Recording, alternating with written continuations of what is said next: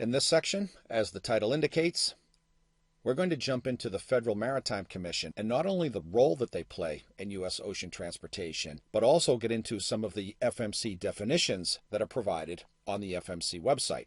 Those definitions are going to help us to better understand the details that we'll be going through in upcoming sections. We can start out by saying that it is very important to point out that the U.S. maritime trade, that's both domestic and international, is regulated by the FMC, the Federal Maritime Commission. Second bullet, the FMC is an independent federal agency that regulates the U.S. ocean transport system. We'll see how they do that regulation in a slide or two. Trade tip, this should be clear. It's difficult to understand maritime importing in the United States without knowledge of the Federal Maritime Commission. That's why we're covering it. Related specifically to U.S. international maritime shipping, the FMC focuses on a number of areas. And let's begin by saying that if some of this terminology is a little foreign, we will continue to elaborate and define as we go forward. First off, the FMC is there to maintain and review confidentially filed service contracts and non-vessel operating common carrier service arrangements, what is referred to as an NSA. Essentially, the FMC is there to regulate the contracts that are entered into between carriers and BCOs, as well as non-vessel operating common carriers and BCOs. They have different names, but it's essentially the same thing, to maintain and review the confidentially filed service contracts and NVOCC service arrangements. These are contractual agreements between vessel operating common carriers and non-vessel operating common carriers and the import community, the beneficial cargo owners. Part and parcel of the FMC's activity is also to ensure common carrier tariff rates and charges are published in private automated tariff systems. We spoke of this during our previous section on some other definitions, the tariff publishers. These independent organizations that provide tariff publishing services. It's the FMC that mandates the publishing of tariffs takes place in the first place. And then finally on this slide, to monitor rates, charges, and rules of foreign government-owned or controlled carriers. Many of the ocean carriers, the steamship lines that come into the United States, are not U.S. companies. In fact, the vast majority of them are not. So the FMC is there to monitor the rates, charges, and rules associated with these foreign government-owned or controlled carriers, steamship lines that are owned or controlled by foreign governments. That's not unusual in the U.S. maritime trade. In fact, it's quite the norm. As we can see just from this slide, the FMC is involved in some pretty important stuff. Some other things the FMC is involved in, our first sub-bullet point, the licensing of shipping companies with appropriate character and financial solvency. That sounds pretty technical, but what it really means is that ocean freight forwarders, non-vessel operating common carriers, or what are referred to generally as ocean transport intermediaries, they have to be licensed by the FMC to operate. It's not like any Tom, Dick, or Harry can just start being an ocean freight forwarder or an NVOCC. They have to have a license and have the appropriate character, which is determined through a license application process, and financial solvency, which also takes us back to that definition we saw about bond writers, the surety bond writers. OTIs, ocean transport intermediaries, have to put up a bond that ensures their financial solvency and covers anything that might go wrong with the services that they provide. That's an FMC responsibility as well. And then finally here, to review and monitor agreements among ocean common carriers and marine terminal operators, the MTOs we spoke of again in the previous section. There's a clear distinction to be made here. We saw in the previous slide that the FMC is very much involved in the licensing of ocean transport intermediaries, ocean freight forwarders, NVOCCs, etc. This is different. Here, we're talking about the review and monitoring of agreements between the carriers, the steamship lines, and the entities that run the terminals. Different ballgame from ocean transport intermediaries. The FMC regulates common carrier and MTO relationships as well. As a trade tip, the FMC has a very good webpage, has lots of good definitions and information on it. Here's the link to that website.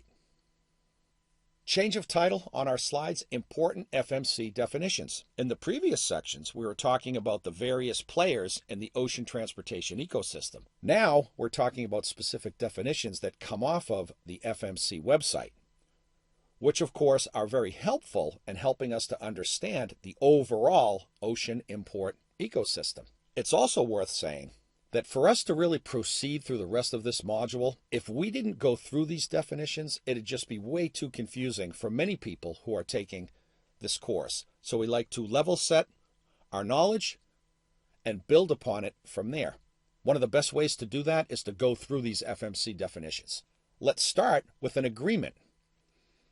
And it does have a specific meaning in the realm of ocean transportation. Basically, an agreement is a written or oral understanding, arrangement, or association, and any modification or cancellation thereof. To clarify, sub-bullet point, under the FMC definition, agreements are made between vessel operating common carriers. One steamship line agrees to share space with another steamship line. That's just one example. Those are referred to as agreements. Agreements are specific to vessel operating common carriers. A bill of lading, and we'll be seeing and talking a lot about bills of lading. Let's set our definition right from the beginning. A BL, as it's called, is a document, hard copy or electronic, issued by a carrier to a shipper, furnishing written evidence regarding receipt of goods, the conditions under which transport is made, what is referred to as a contract for carriage, because a bill of lading is indeed a contract for the transportation of goods, and the engagement to deliver goods at the prescribed port of destination to the lawful consignee, the consignee being the importer in the United States in our case. There is no such thing as ocean transportation, or any kind of transportation for that matter, but in our case here, ocean transportation without a bill of lading. It's just that simple. We have lots of examples of what BLs look like, what they contain, etc. But let's summarize here. It's a document issued by the carrier. The carrier could be the vessel operating common carrier or a non-vessel operating common carrier. More on that later. To a shipper, a vendor overseas basically, but also certainly to the consignee in the United States that furnishes written evidence regarding receipt of the goods. They receive the containers, they being the steamship line, the conditions under which transport is made, the terms of the contract for carriage, origin, destination, number of containers, freight rates, etc., and the steamship line's engagement, their commitment to deliver the goods at destination to the U.S. importer, the BCO, the beneficial cargo owner, also referred to as the consignee. A bulk carrier. We're not going to talk much about bulk imports, but they certainly play a huge role in importing and exporting, for that matter. Our focus is on containerized cargo, but we would be remiss in our responsibility if we didn't at least mention bulk carriers. In general terms, bulk carriers are carriers that transport non-containerized bulk cargo in the holds of their ship. In very general terms, bulk freight is anything that isn't in a container, an ocean container. It could be large pieces of agricultural equipment that just don't fit in a container. That's just one example. But again, in general terms, basically bulk, non-containerized cargo. Container lines we've mentioned a bunch of times now, also known as the steamship line. The technical term is a VOCC, Vessel Operating Common Carrier, but also the carrier, the ocean carrier. We use all of those terms interchangeably. These are carriers that offer container shipping services in identified trade lanes and with a scheduled service, a liner service as we defined previously. Container shipping from a known port of origin to a known port of destination with a schedule. That's what container lines do. Carrier alliances are a little bit different. Last bullet point. Alliances allow carriers to engage in space chartering, vessel sharing agreements, as well as coordinate services and operations in specific trade lanes. Alliances are not allowed to set rates or control service contract negotiations. Alliances are groupings of steamship lines that have common interests in a specific trade. The Trans-Pacific eastbound from Asia to the United States as a good example. the Europe trade to the United States. Look at it from an export perspective, the U.S. to Europe. Carriers get together and form alliances, and they help each other, even though they're competitors. They charter space to one another on their ships. They share space on their ships, a VSA, a vessel sharing agreement, and they can coordinate services and operations. What they can't do is set rates or control service contract negotiations. That's no longer allowed. In the early days of ocean transportation, it was allowed through what were called conferences. They're not around anymore. We're focused on carrier alliances, and we'll show some examples in upcoming slides. This is the last slide in this section, but we will continue on with definitions. We're just breaking it up a little bit.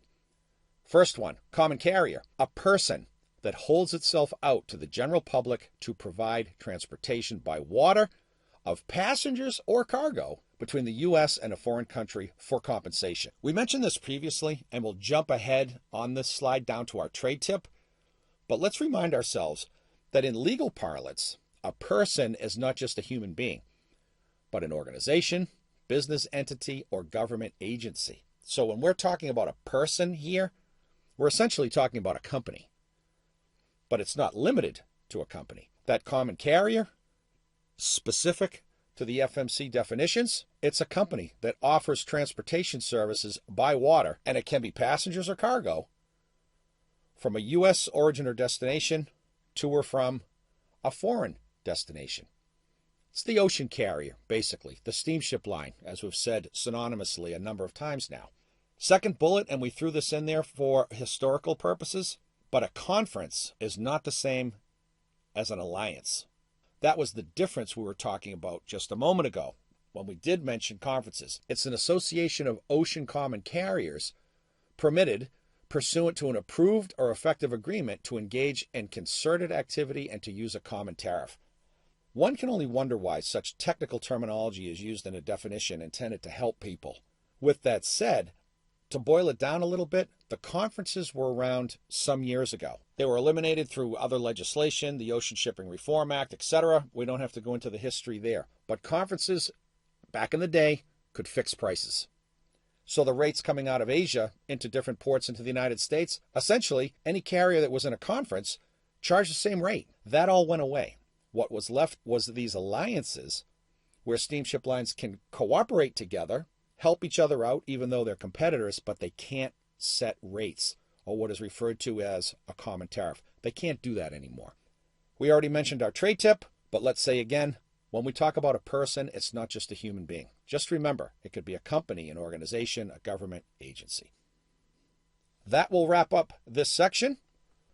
When we return, we'll continue on with other definitions, some of which are a repeat of what we saw before, but worthwhile talking about again. See you soon.